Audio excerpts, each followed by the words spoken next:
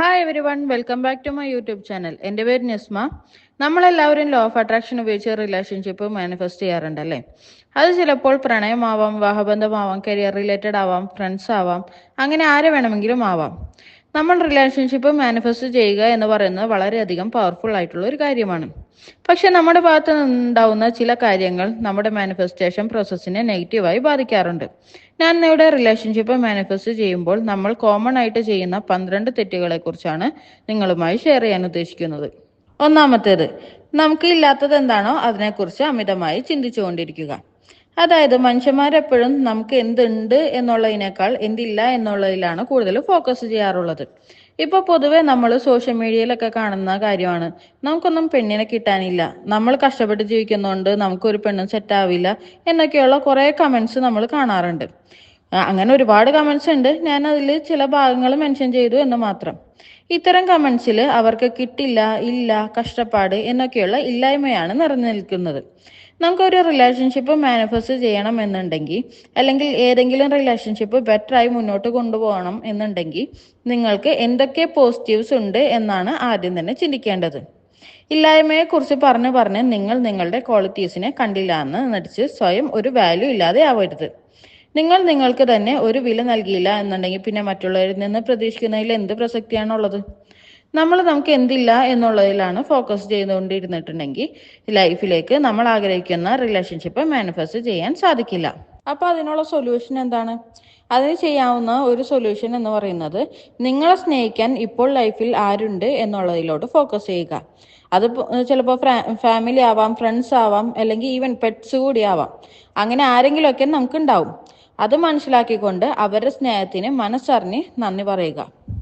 അതേപോലെ അവർ നമുക്ക് ചെയ്തു തരുന്ന കാര്യങ്ങൾക്ക് അവരോട് നേരിട്ട് മനസ്സറിഞ്ഞ് നന്ദിയും സ്നേഹവും പ്രകടിപ്പിക്കുക. രണ്ടാമത്തത്, ഒരു വ്യക്തിയെ മാത്രം ഫോക്കസ് ചെയ്യുന്നത്. നിങ്ങളിൽ പലരും ആഗ്രഹിക്കുന്ന കാര്യമായിരിക്കും സ്പെസിഫിക് ആയിട്ടുള്ള വ്യക്തികളെ ലൈഫിലേക്ക് അല്ലെങ്കിൽ പ്രണയബന്ധത്തിലേക്കൊക്കെ ആകർഷിക്കണം എന്നുള്ളത്.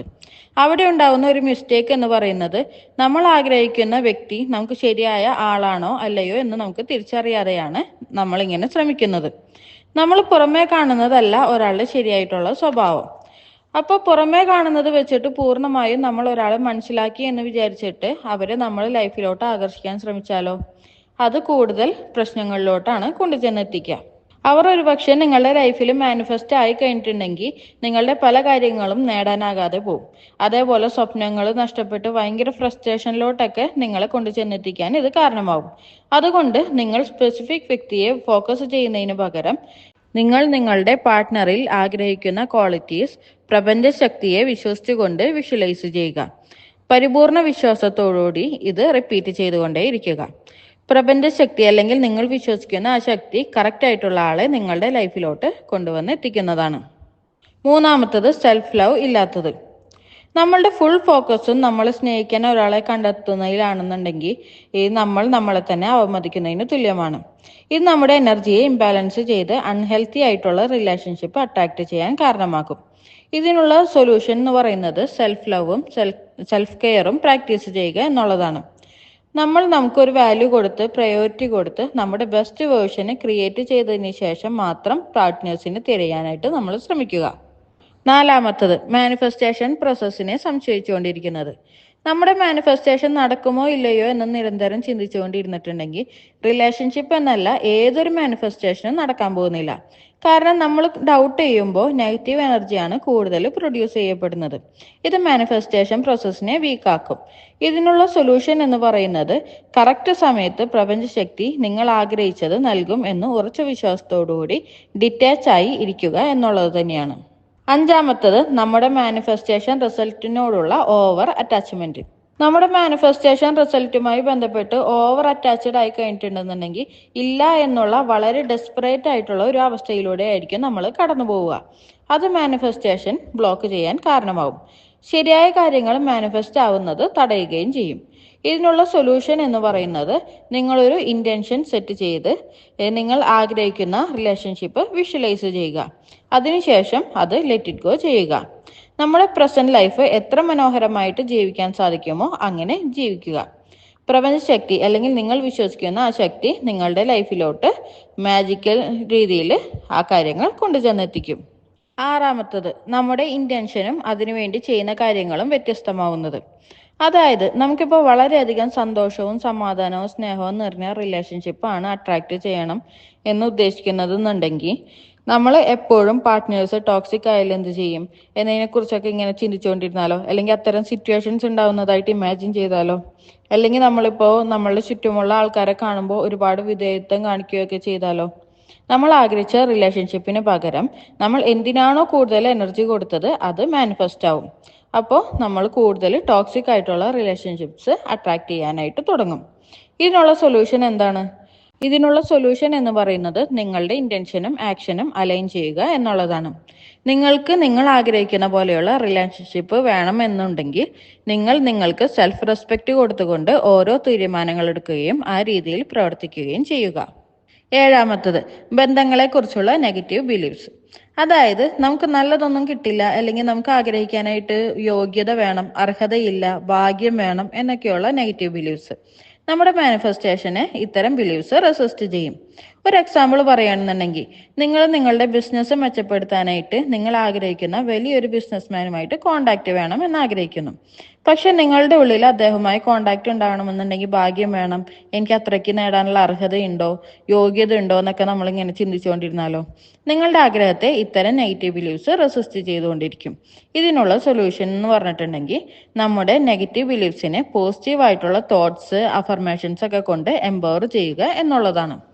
എട്ടാമത്തത്, പാസ്റ്റിൽ ഉണ്ടായിട്ടുള്ള റിലേഷൻഷിപ്പിനെ ബേസ് ചെയ്തിട്ടുള്ള വേദനാജനകമായ അനുഭവങ്ങൾ, അതുണ്ടാക്കിയ മുറിവുകളൊക്കെ മനസ്സിൽ കൊണ്ടു നടക്കുന്നത്. ഇത്തരം അനാവശ്യമായിട്ടുള്ള ഇമോഷണൽ മൊമെന്റ്സ് കൂടെ കൊണ്ടു നടക്കുന്നത് നമ്മുടെ ലൈഫിനെയും മാനിഫെസ്റ്റേഷനെയും ഒരുപോലെ ബാധിക്കും.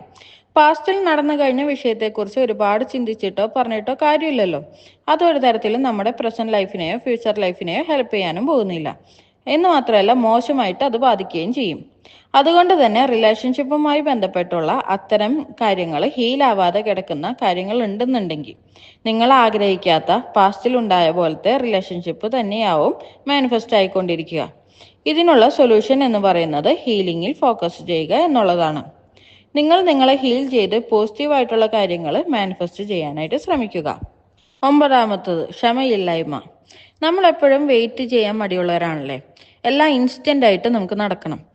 വേഗം തന്നെ നമ്മൾ മാനിഫെസ്റ്റ് ചെയ്ത കാര്യം നടന്നില്ലെങ്കിൽ ഡൗട്ടുകൾ നമുക്ക് വരാൻ തുടങ്ങും, ഡെസ്പറേറ്റ് ആവും, പ്രതീക്ഷകളൊക്കെ നമുക്ക് നഷ്ടപ്പെടും.